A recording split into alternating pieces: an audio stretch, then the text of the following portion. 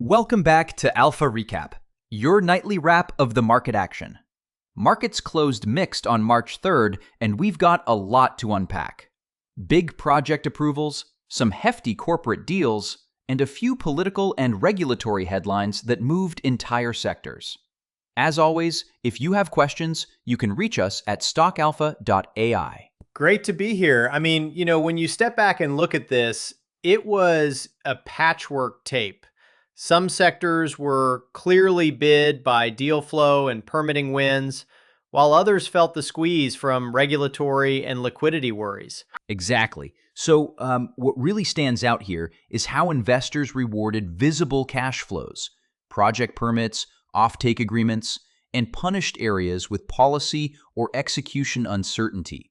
Utilities, materials, and real estate led. Tech and parts of finance lagged. Let's walk through why. Quick primer for listeners. When we say a sector led or lagged today, we're talking about how headlines affected investor sentiment after the market closed. The tape tilted toward tangible, near-term revenue. That mattered. Right. And the other thing is, Let's start with the outperformers. Utilities had a standout day. The big items were a $2.5 billion HVDC permit for Puerto Rico and a 700-megawatt Google Wind plus storage offtake. Those aren't just press releases. Those are contract-backed cash flows that de-risk projects. those kinds of wins convert long-duration permitting risk into bankable revenue streams. Regulators signed off, corporates committed to the power, and investors priced that certainty into utility names and grid suppliers. And there was also about a $1.1 billion hydropower upgrade milestone tossed into the mix. The market rewarded companies with visible pipelines and near-term cash. Equipment suppliers for transmission and storage likely caught a lift too. Yeah, that tracks. Materials and mining were next up. Hudbay reached terms on roughly a $1.5 billion copper deal.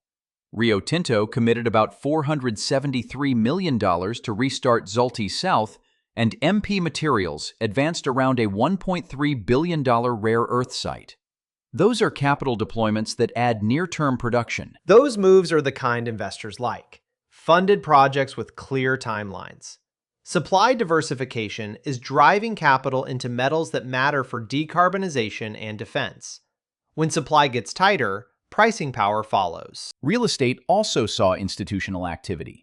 Amazon bought about $427 million of land in Northern Virginia, and a $2.8 billion mixed-use project anchored by Costco was announced. That kind of tenant quality and liquidity sent a strong signal. Short reactions. Noted. Okay, flip side. Underperformers. Technology faced renewed policy and execution risk. Washington escalated AI scrutiny. There was an Anthropic-related ban reported. And there was a report that Samsung's Texas foundry may be delayed by about a year. That combo raised both regulatory and supply concerns. Not a great day for chip-dependent workflows.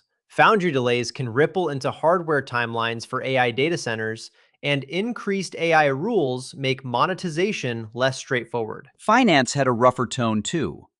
Blackstone disclosed heavy outflows from a flagship private credit vehicle. That created headlines around liquidity and potential forced selling in leveraged loan markets. So, what really stands out here is how private credit redemptions can quickly shift borrowing conditions for mid-sized companies. If managers have to de-risk, that can tighten credit broadly. Energy was a mixed story. Chevron clinched some deals in Iraq, but a tanker blast and a fire in Fujairah raised shipping and insurance concerns. So you had contract and M&A support on one hand, supply shock risk on the other. Right. Geopolitics remains the wild card. It nudged volatility and even pushed some safe haven flows into Bitcoin in pockets. That brings us to crypto. Institutional rails expanded. BitGo and Ripple beefed up custody and payments. Circle got positive analyst notes tied to political wins for stablecoins. But governance fractures and tech risks still pushed price action around. Institutional infrastructure is a structural positive, but trader angst was still present. Short reactions. Mhm. Let's walk through the biggest headline moves in slightly more detail, because these were the mechanics that drove sector flow today. Go ahead. First, utilities. When a $2.5 billion HVDC permit lands for Puerto Rico, and Google signs a 700 megawatt wind plus storage agreement, it's not speculative. Those are contracted or permitted revenue streams. In plain terms, projects became financeable. That tightened credit spreads for certain regulated utilities and helped adjacent suppliers. Exactly. Think of it like selling a subscription versus selling an idea. Once cash flows are contracted, lenders and investors are comfortable. That reduces equity risk for developers. Materials. These were big capital moves.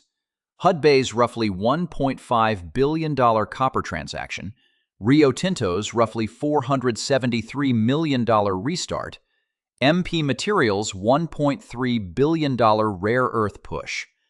That means new supply is actually coming, which supports producers that can bring product online soon. And policy is helping here too. Governments care about onshore or allied supply for critical metals, so permitting and funding can speed projects. That's why investors chase names with funded, permitted projects, not explorers. Real estate again. Institutional capital wants yield plus optionality. Amazon's $427 million land buy and the $2.8 billion Costco-anchored project are classic examples of where capital is comfortable. Logistics, anchored retail, and selective office with good tenants and liquidity. Finance. Blackstone's private credit outflow headline was a reminder that liquidity in that space isn't infinite.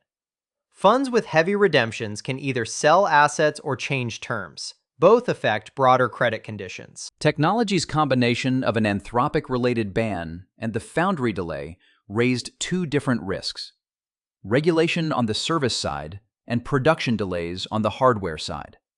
That's a 1-2 punch for AI-capable platforms and chip-reliant firms. It's like getting a speed bump while your car's still in the garage. Nice visual. Energy was the tug-of-war sector. Deals on one side, tanker incidents and Fujairah fire on the other. That pushed risk premia higher and kept volatility elevated. So how do listeners position? We pulled together a few actionable takeaways. Action 1. Tilt toward visible cash flow projects in energy and utilities. Projects with permits and corporate offtakes are lower risk. They convert CapEx into contracted revenue. Action 2. Favor materials producers with near-term production inflection points. Funded and permitted projects beat speculative explorers right now. Action 3. Be selective in real estate. Prioritize tenant quality and liquidity. The market preferred assets with strong covenants and repositioning optionality today. Action 4. De-risk credit exposure. Blackstone's disclosure was a practical reminder.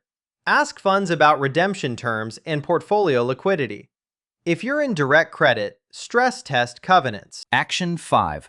Reduce single-source manufacturing risk in tech portfolios. A 1-year foundry delay, even reported, is a sign that multi-sourcing matters. Action 6. Separate crypto infrastructure exposure from price speculation. Institutional custody and regulated stablecoins are different animals from trading tokens. And Action 7. Watch geopolitics. Tactical hedges or staggered entries can reduce the blow from episodic supply shocks in energy and commodities. Let's hit the watch list. The catalyst that could move markets next. Fed commentary and macro data are first. Any tilt in rate expectations will change credit spreads and tech valuations. Middle East developments and shipping insurance news are next. Another incident like Fujairah could spike volatility. AI and privacy regulation in Washington remains high on the docket. That could reshape monetization timelines for big platforms. Also watch private credit liquidity disclosures and project permitting or PPA announcements. Those will confirm whether today's rotation toward real assets has legs. Quick recap. Your 5 takeaways before we sign. 1. Markets closed mixed on March 3rd, with a clear bias toward deal-driven sectors. 2. Utilities, materials, and real estate outperformed thanks to visible project economics. 3. Tech and parts of finance underperformed on regulatory and liquidity worries. 4. Institutional capital is hunting short path to cash opportunities. 5.